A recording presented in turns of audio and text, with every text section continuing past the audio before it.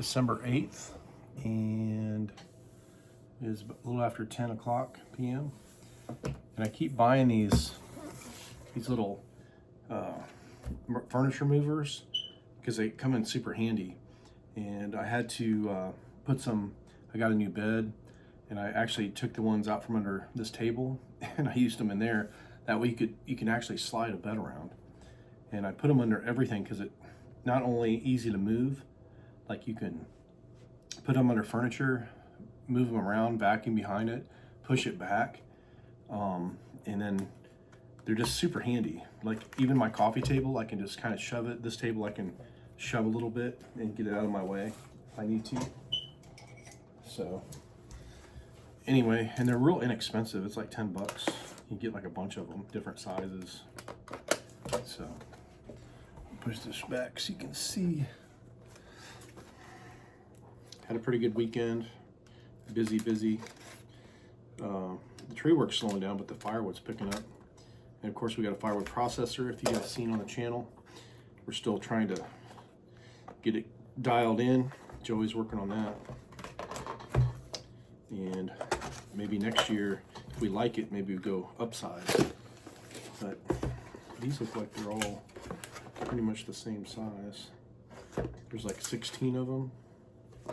They're like 10 bucks. I kind of prefer the size because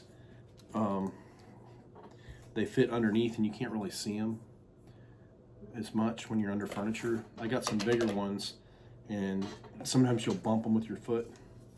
But this is, I think, the best size to have for all the way around.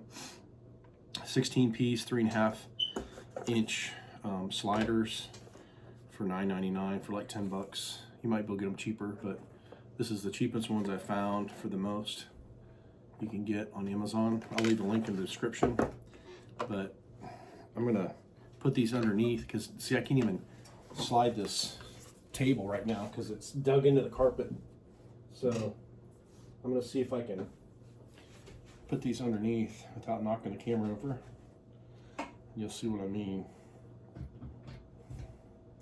Gotta pick it up pretty high though. All right, we're gonna put one under each leg here. It's really good for doing videos too, because sometimes your camera is mounted on a table or furniture or something where it doesn't have wheels on it, and you want to move it around, you can't. So this is a good cheap way to get your camera moving. Okay, I think that's all of them.